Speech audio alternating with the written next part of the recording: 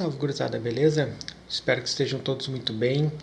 Buenas, como prometi, então hoje a ideia é estar gravando essa aula para a gente estar falando um pouco sobre política.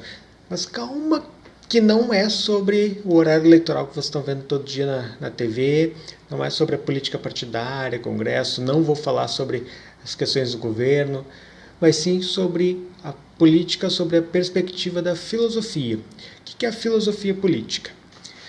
Eu já deixei para vocês um texto quando a gente começou nesse assunto e já deixei também um vídeo na semana passada de um professor que fez um apanhado grande da história da filosofia política para vocês. Um videozinho ali tinha uns 13 minutos, um vídeo longo, enfim, mas que valia a pena para vocês terem esse panorama mais geral sobre uma história da filosofia política. Qual a ideia hoje? Eu vou estar apresentando para vocês, então, um pouquinho, alguns pontos que a gente vai estar vendo agora e vou estar propondo uma atividade avaliativa. Eu vou deixar um texto base sobre isso que eu estou falando agora para vocês no Classroom também, junto com a proposta de atividade, certo, gurizada? Buenas. Sobre a perspectiva da política, que a gente pode falar sobre a filosofia. Tem alguns pontos e alguns viés sobre dois pontos de vista que seria a política na filosofia. Primeiro ponto de vista que eu quero trazer para vocês hoje e que tem no texto lá também, trata sobre uma perspectiva mais de Aristóteles. Se vocês se lembrarem de quando a gente estudou ética, Aristóteles pensa na ética a partir da perspectiva da busca pela felicidade. Para Aristóteles, ética é a busca racional e intencional de um sujeito, de um indivíduo, pela felicidade individual, pela sua própria felicidade. Viver eticamente é buscar viver feliz, ter sua felicidade. E política? O que tem a ver com isso? Buenas, a política seria a busca racional pela felicidade de todos, pela felicidade comum, ou seja, por uma felicidade pública. Aristóteles acredita o ser humano como um ser político, que se dá na relação. E aqui é importante te lembrar, eu lembro que eu trabalhei com vocês alguns conceitos sobre Aristóteles lá nas aulas presenciais ainda, que na Grécia Antiga, que foi onde Aristóteles viveu boa parte da sua vida e desenvolveu boa parte do seu pensamento, ela se organizava com cidades-estados. E as cidades eram conhecidas como polis. Dessa forma, político era o cidadão que vivia na cidade. Ou seja, hoje a palavra político seria substitutivo como se fosse cidadãos. Então, todos nós somos políticos. E para Aristóteles, a política nada mais é do que a busca pela felicidade comum. Um pouquinho diferente do que a gente vive hoje, talvez, né? Não sei. 1500 anos depois, mais ou menos, surge um pensamento um pouquinho diferente do que é a política. Talvez muito mais racional e muito mais frio, que é o pensamento de Nicolau Maquiavel. Ele trabalha de uma forma muito objetiva. A gente geralmente ouve Maquiavel de uma forma muito pejorativa sobre as pessoas, né? Fulano é maquiavélico, ou seja, ele pensa o mal, ele pensa só nele, só pensa em manipular as pessoas. Mais ou menos isso, mas Maquiavel trabalha numa perspectiva da política enquanto poder. E a política ela tem apenas um objetivo, que é a busca pelo poder e sua perpetuação. Ou seja, quem não tem o poder busca alcançá-lo, e aquele que tem busca se manter no poder. Não importa o como isso seja feito ou de que forma ou o que custe. Será feito o necessário para se manter no poder. Então, no livro O Príncipe Maquiavel, que é esse aqui, cadê? Aqui. Nicolau Maquiavel, ele trabalha com a ideia de que o príncipe ele busca se manter no poder e busca perpetuar. Para isso, a importância de ter alianças, de trazer seus inimigos próximos e de usar uma estratégia. Ele é muito próximo da política que a gente vive hoje em dia, certo? E a partir daí é importante perceber, talvez, duas formas de pensar, algumas formas de pensar essa sociedade, essa política que surge a partir daí, que são a partir dos filósofos contratualistas. Eu trabalhei isso um pouquinho com vocês na ideia do texto ali sobre a independência do Brasil, naquela atividade especial que a gente fez sobre a Semana da Pátria, trabalhando a questão de soberania. Né? Então eu trabalhei Rousseau e trabalhei também Thomas Hobbes com vocês. É um pouquinho alguns desses pensamentos que eu vou estar fazendo um recorte agora. Né? Então, Rousseau, ele trabalha com uma ideia da política como bem comum, como uma coisa pública. Nós somos cidadãos políticos porque nós vivemos na coletividade. E a política nada mais é do que uma res pública, uma república, ou seja, uma coisa pública, uma coisa que é de todos. Rousseau diz que o homem ele nasceu bom. Ele naturalmente é um sujeito que é bom. E aqui não pensa de uma forma ética, não é alguém que não faça maldades, enfim, mas ele nasce bom. Só que a sociedade o corrompeu. A sociedade tornou o sujeito mau. Ele diz que nós vivíamos no nosso estado de natureza de forma livre, tranquila, até que alguém foi lá e cercou um pequeno pedaço de terra e disse: isso é meu. E as outras pessoas acreditaram nisso. E aí se deu toda a desgraceira que a gente vive. Então ele funda a sociedade privada a partir daí.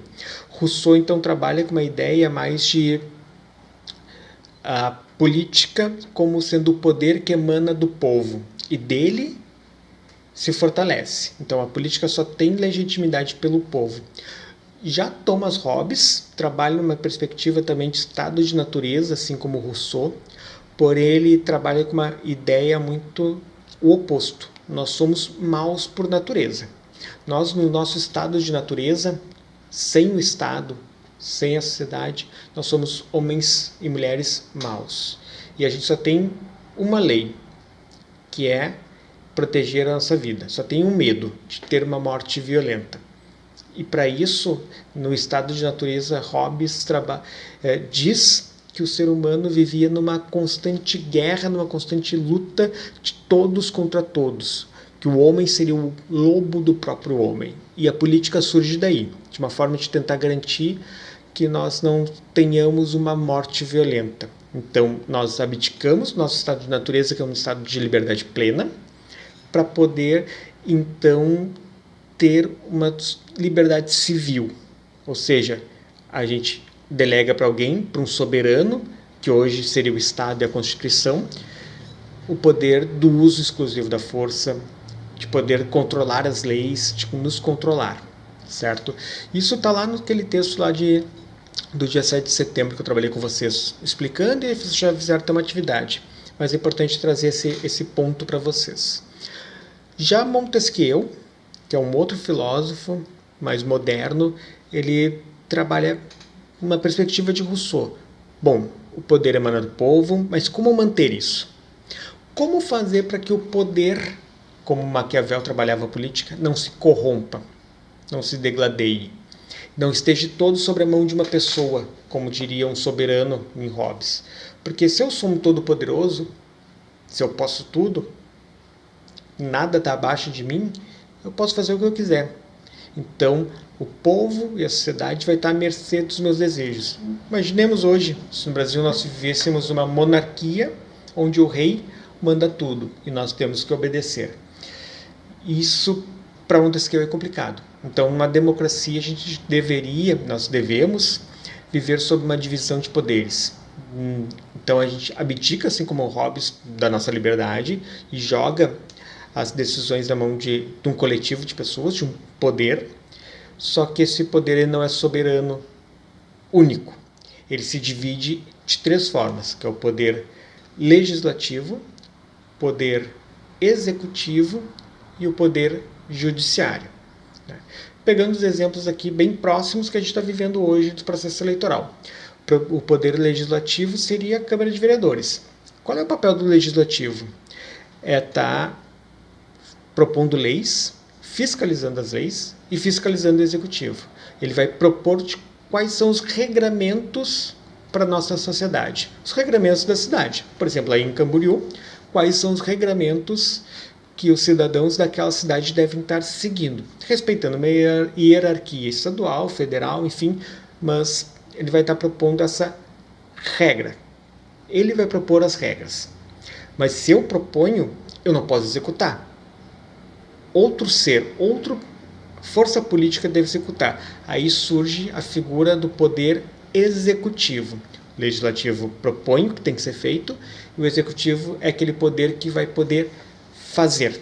Vai fazer o Estado andar, se movimentar sob a perspectiva da lei. O executivo, ou seja, o prefeito, o governador, o presidente, ele não pode fazer nada daquilo que seja contrário àquilo que os vereadores, deputados estaduais, deputados federais, senadores construírem enquanto conjunto de leis. Ele não é um soberano da lei, ele tem que estar à mercê dela. Pois bem, um propõe, o outro executa. Qual seria o terceiro poder aqui? Poder judiciário, que é quem fiscaliza, quem faz a lei ser cumprida. Esse poder é que vai estar mediando e fiscalizando o cumprimento da lei, do executivo, do legislativo e de todos os cidadãos. Esses poderes são soberanos, eles não se sobrepõem, eles não têm um poder maior que o outro. Ele tem que viver harmonicamente. Bom, eu deixei lá no Classroom, então, para vocês um texto explicando mais detalhado um pouquinho isso que a gente foi trabalhando sobre esses pressupostos políticos em Aristóteles, Maquiavel, Rousseau, Hobbes. E tem uma atividade, que é uma segunda atividade avaliativa desse segundo semestre. O que é a atividade?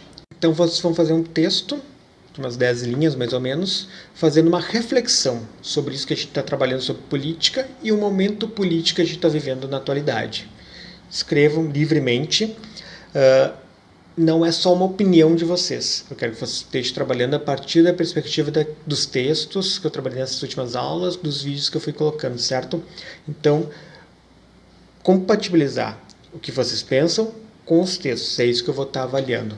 Certo, gente? Então, um abraço a todos e a todas. Tudo de bom. Fiquem bem. E se puderem, lembrem, fiquem em casa.